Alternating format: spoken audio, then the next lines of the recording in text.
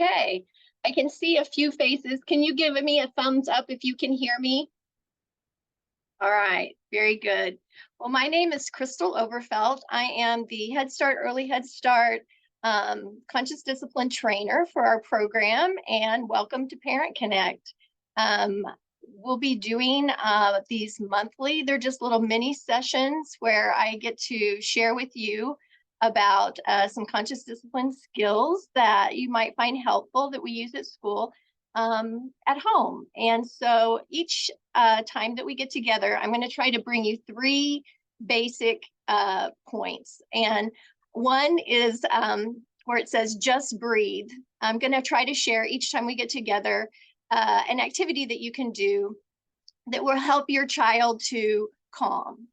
And then the next one, bullet point, says be there. And I'm also going to want to share with you a activity that you can do to help connect with your child.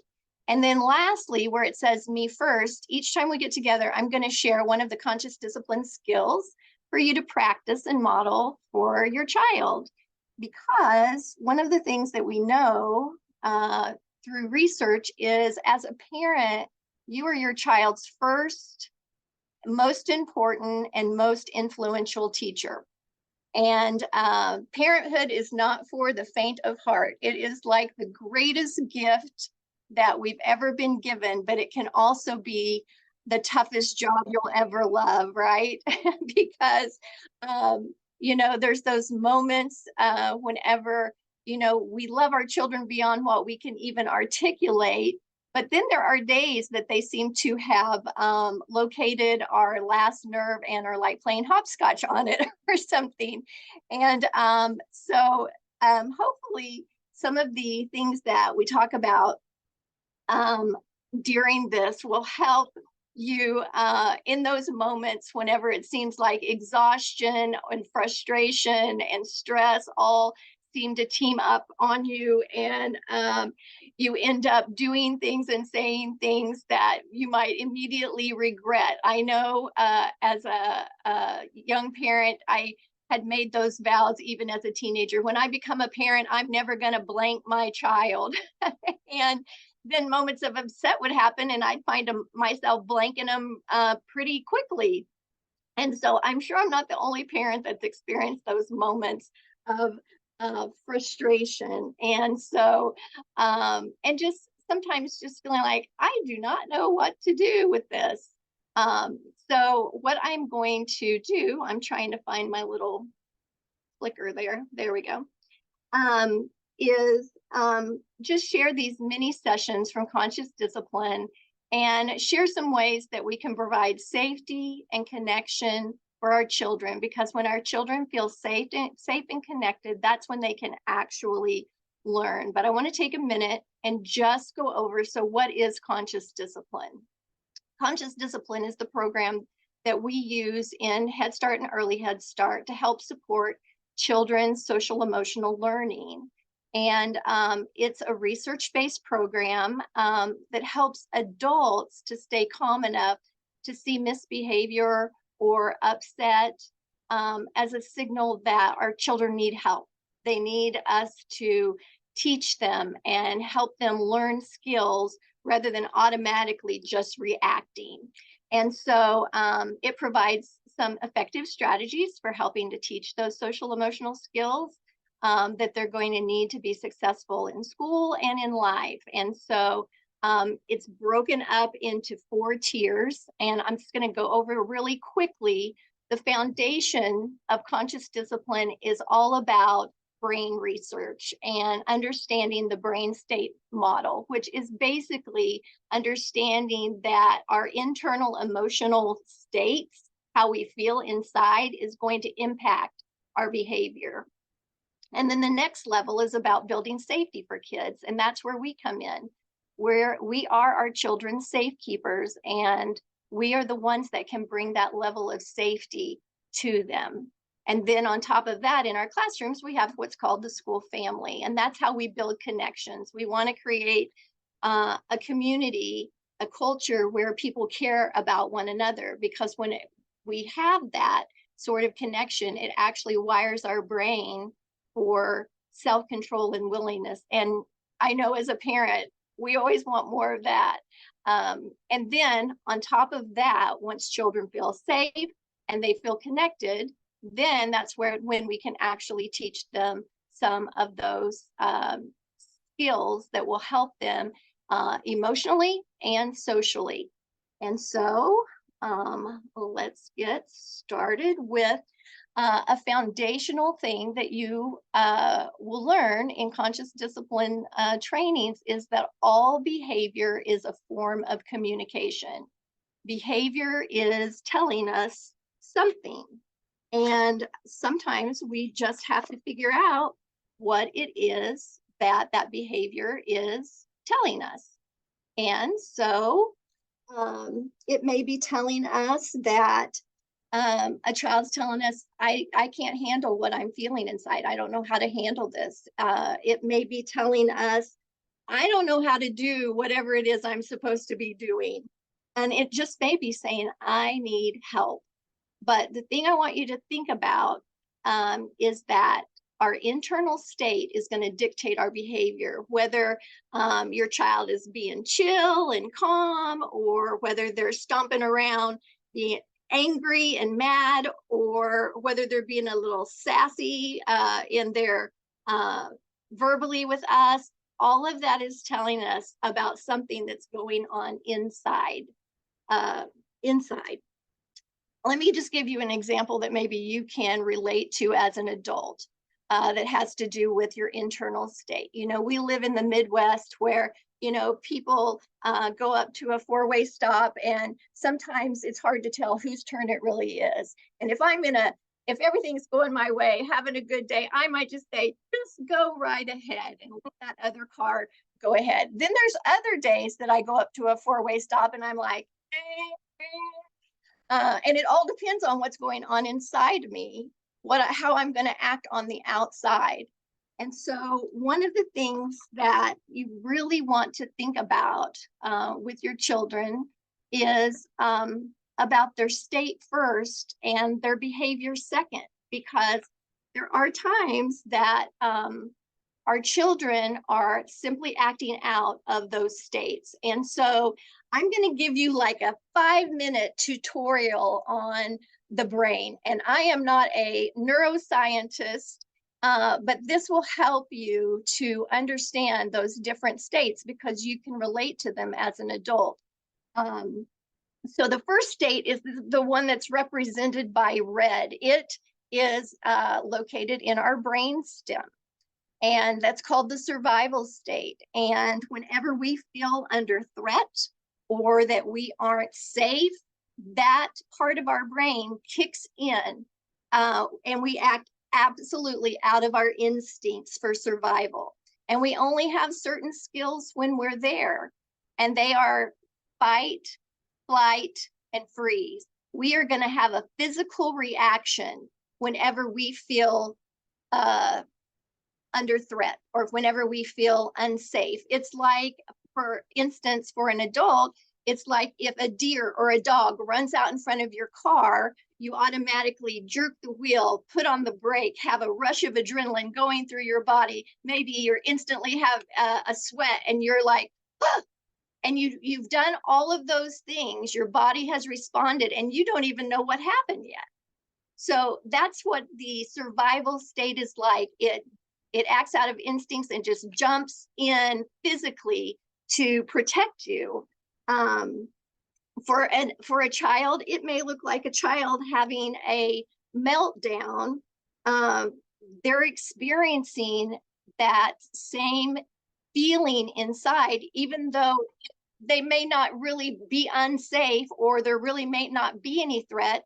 They perceive sometimes things as a threat. It's just like whenever you hear a noise in the middle of the night and you hold your breath to see if you hear anything else to try to find out what that is. Your body just responds. You're acting out of instincts for safety. And that's why we want to make sure that we are focused on helping children to feel safe. So whenever a child is in their survival state, you're going to see physical behaviors. There may be fighting or hitting, hiding, those sorts of things. And the question that a child is asking when they're in that state is, am I safe? I need somebody to let me know that I'm safe. Then they're in the blue, that's in the limbic system. That's where our emotional state is housed.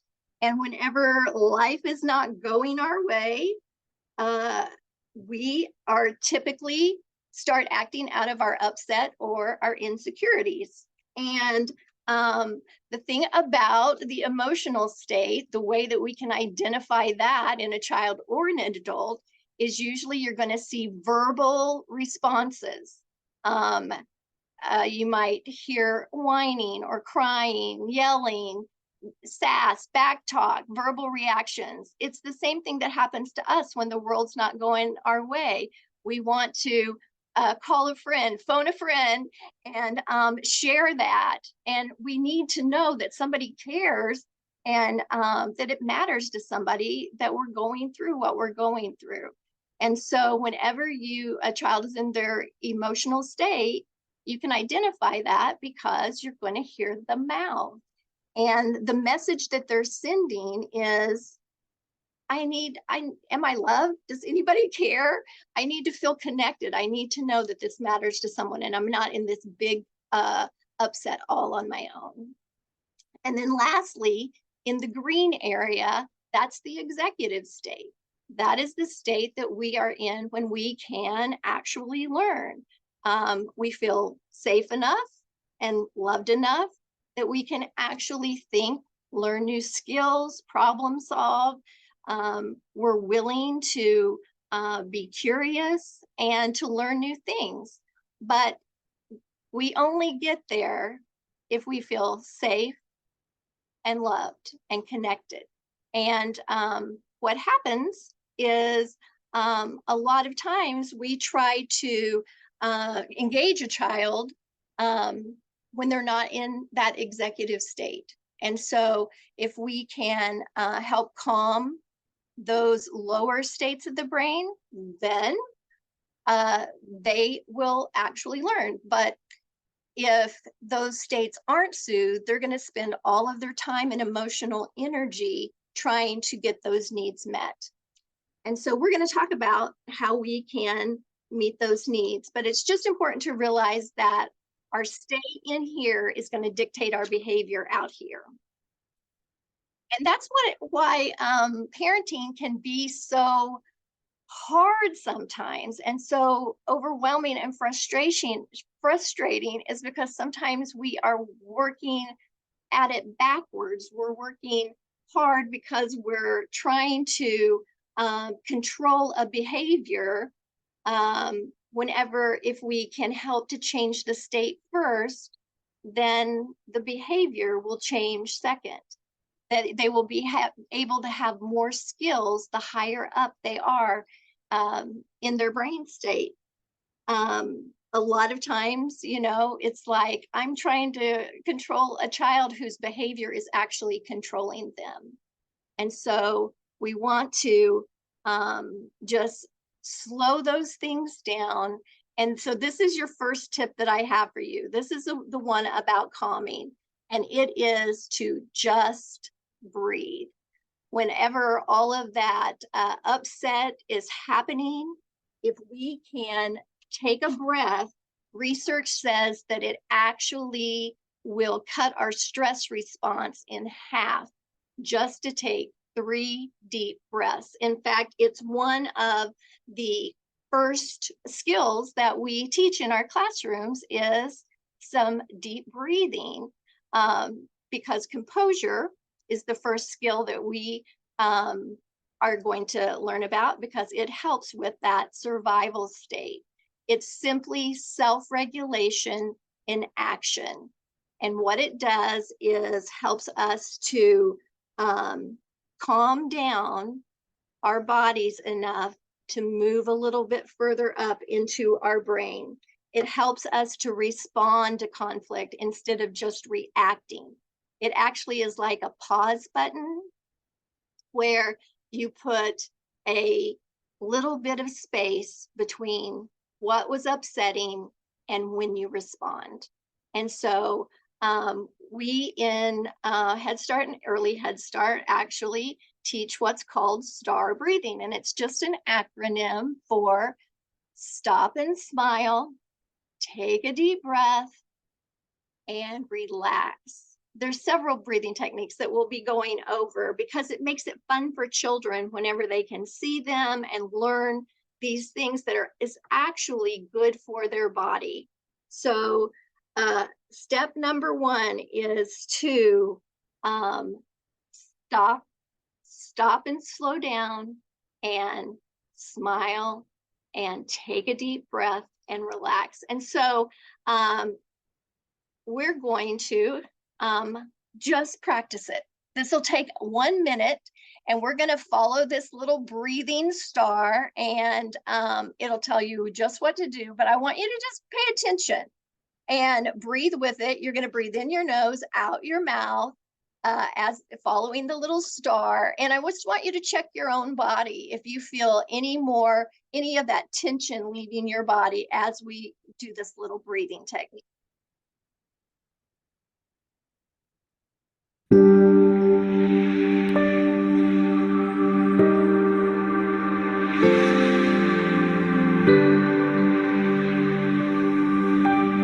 Breathe in and out.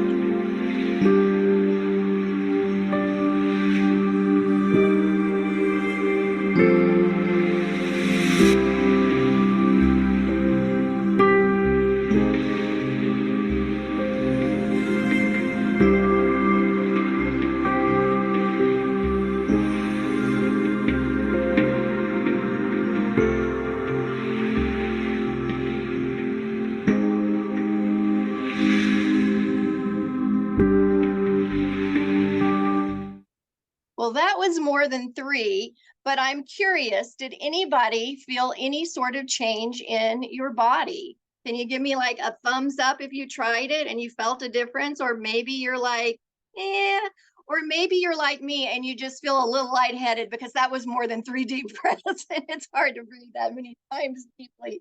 But anyway, I definitely felt a difference in my body just being able to take those breaths. I know for me, I can get into that survival state just doing something like this. Talking in front of other people can make me feel a little my clackers going off. And so just taking those breaths, I could feel my body relax. And so I hope you felt that too. That's why it's such a awesome tool to use with your children. Just remembering whenever upset happens, that's your cue to keep calm and breathe. And you may say, oh, that's great and that's wonderful. What else do you have? So here's the next tip. Breathing is a physical thing that you can do that's going to help your survival state because it's a physical response.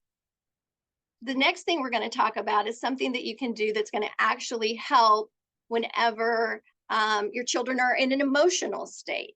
Okay, whenever you hear the signs and see the signs that they are emotional, in an emotional state. And so this tip is called Be There. And a question that you can ask yourself, because we feel like we're with our kids all the time. What do you mean be there? I am present. But something that you might ask yourself is my brain where my body is?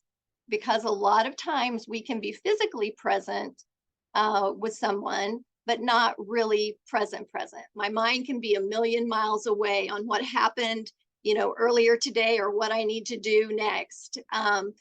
But we want to take time to really connect because it has an amazing effect on our children. And cooperation actually follows connection. The more connected that we feel, the more healthy our relationship is with somebody, the more apt we are to be willing. In fact, research shows that connection actually wires our brain for self-control and willingness. So in our classrooms, this is just a sample of technology makes connection and being present even a lot more difficult these days because we're so tied to our work, to our phone and things like that, that we have to be intentional about it. So there's 4 components to connection. One is eye contact, one is touch, one is presence, really being present and having fun, a playful situation. The way we do that in our classroom is through love rituals. And all they are little social games, just like peekaboo or this little piggy went to market, or a love ritual that we've added eye contact, touch, and presence, and in a playful situation. So I'm going to quickly play you a sample of this particular one, which is Twinkle, Twinkle, Little Star, of children doing this in their classrooms. Twinkle, twinkle, little star, what a wonderful child you are. With bright eyes and nice round cheeks, a talented person from head to feet. Twinkle, twinkle, little star, what a wonderful child you are. Things like this that help us to help our children's emotional state to calm.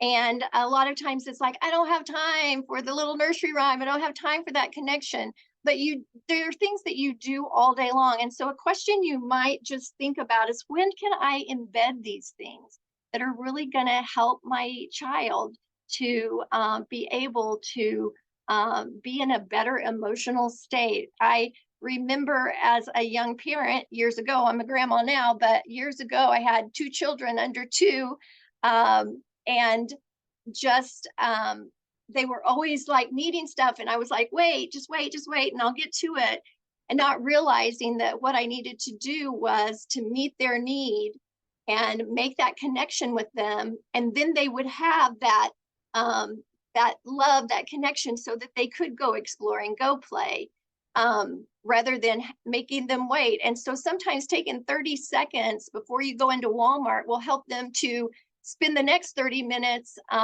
more cooperative, because cooperation follows connection, and it literally wires the brain for self-control and willingness.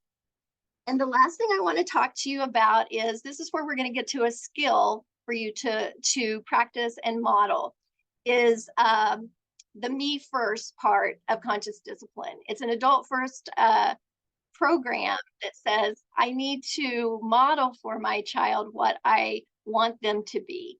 Because if you are anything like me, you have had moments like this lady right here that's like, yeah, that all sounds good, but life happens, and it does happen, and we find ourselves in states.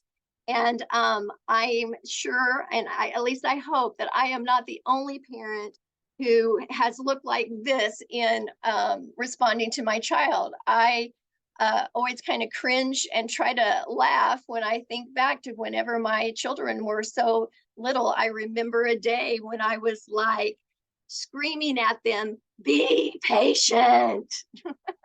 And immediately, felt like I wanted to apologize to them, because I was modeling the exact opposite of what I was asking them to do. And this whole modeling thing is important, because we're all going to get upset. But the goal has to be for us to regain our self-control once we become upset, before we deal with our children. We have to discipline ourselves first and our kids next. And this is important, because this is how self-regulation is learned. We use the acronym MRI. This is how the brain works. I learned self-regulation through, number 1, what's modeled for me by the adults in my world. What did it look like for you whenever you were young? How did the adults in your world model handling upset? And then the question is, how do I model handling upset whenever I get upset? The second part of that is R, and that's responding. And that's about, how do I respond to my child's upset? And I think it's always valuable to go back and think, how was I responded to when I was upset? Did the adult try to distract me? Did they ignore me? Did they dismiss me? Did they try to fix it so I wouldn't feel upset? Um, did they actually coach me through it and let me feel what I was feeling? Or did I even know that upset, uh, you know, was I ever punished for being upset, for having feelings? And so it's something to think about. First, what was modeled when adults were upset, but what was modeled when I was upset? How was I responded to? And the third way that children learn is through our actual instruction, what we say to them about um, self-regulation and those things. So that's a really important thing to think about, the importance of um, you know um, what we say speaks louder. I mean, what we do speaks louder than what we say. And so it's really important to think about what am I modeling? How am I responding? And does it match what I'm instructing them to do? Like me screaming, be patient in a very impatient way. I wasn't modeling or responding to my children with the example of what I was instructing them to do. And I was the adult, right? So one thing that you can do that can help you with your own triggers is to identify what pushes my button. What is something that I need to be aware of myself that is a button pusher for me? Because whenever I become aware of that, then I can go, oh, I remember this is a button for me. So when my buttons gets pushed, my job is to push the pause button and put some space between my upset and my response to my child. Because what I'm doing is I'm actually teaching my child whenever I discipline myself. And I think about how I'm responding and am I self regulating myself? And this is how conscious discipline teaches us to do that. It's called active calming, and it's basically learning how to self regulate myself first before I try to help my child self regulate. The first thing is to do what we did, take 3 deep breaths. That is helping my body to calm down. And then they ask us to actually affirm yourself. This is speaking to that emotional state, that when I can verbally say, Crystal, you're safe, keep breathing, you can handle this. I'm telling myself, you've got this. And then 3 is wish well. And it's like, what is wish well? Wishing well is whenever we have gotten to that place in our brain that we see it differently. Instead of just seeing the upset, I actually, I, I feel safe. I feel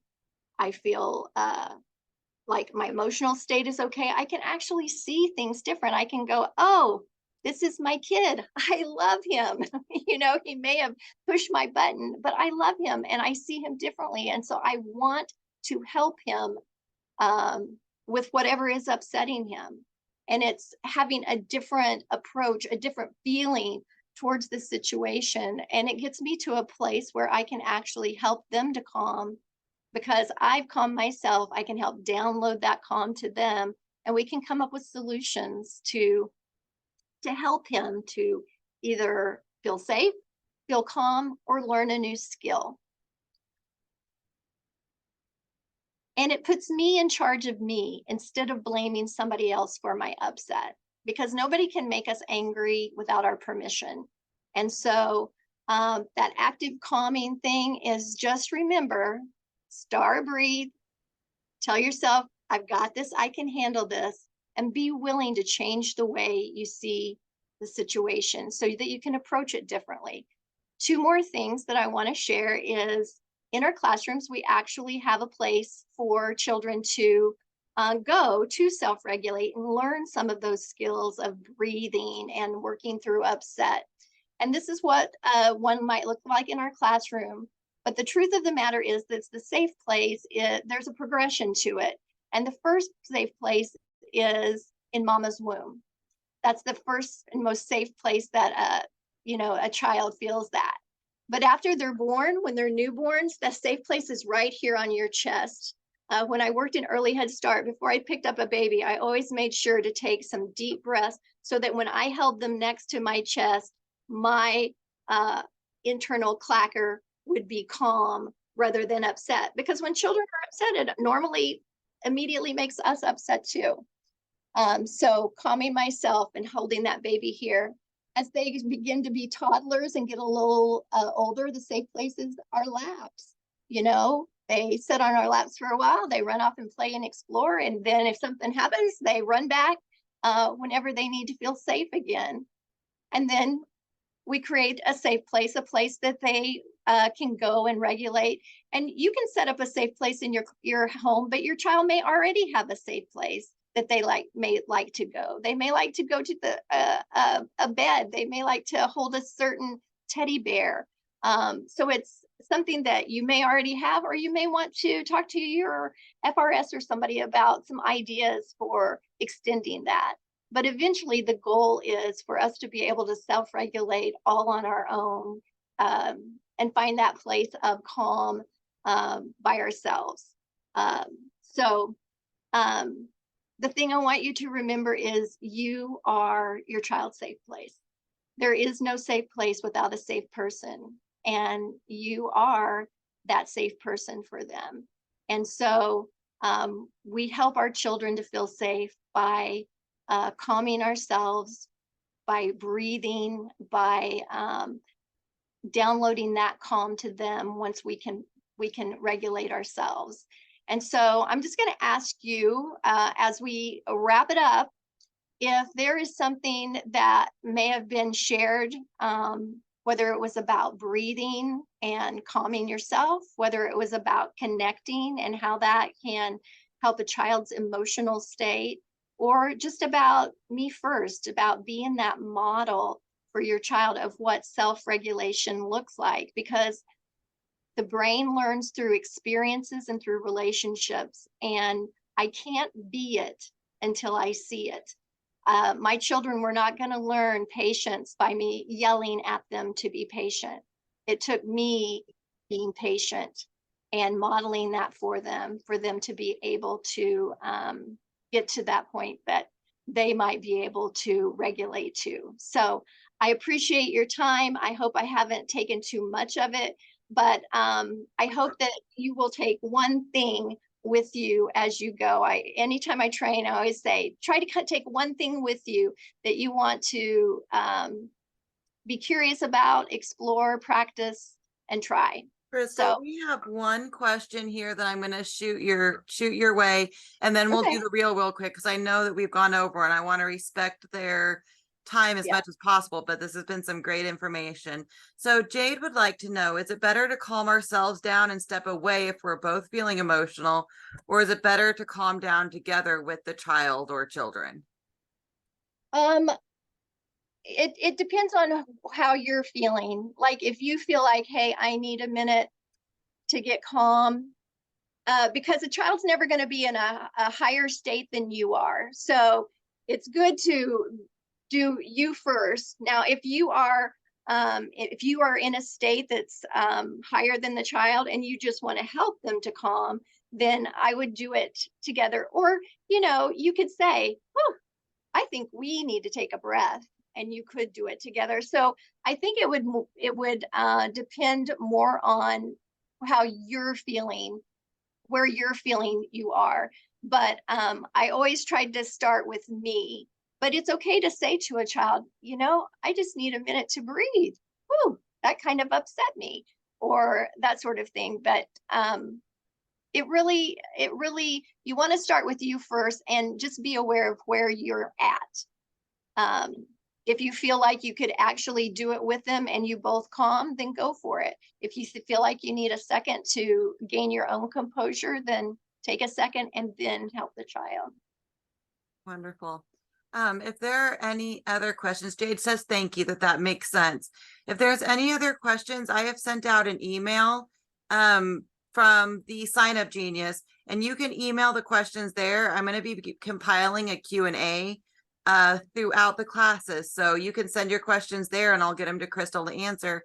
And Crystal, if you want to stop sharing your screen and let me share mine, Actually, I might be able to. If you want to stop sharing your screen so I can share mine, we'll go ahead and we'll do the drawing real quick. I appreciate you guys all coming. We were a little worried that this one was going to run over a little bit. The next one won't run over. This one ran over just because we were also doing a piece of the brain states. So we hope to see you all back here next time. I'm going to share my screen. Can everybody please, if somebody's name's not on there, please unmute and tell me your name real quick. I want to make sure I have everybody on there. Does everybody see their name?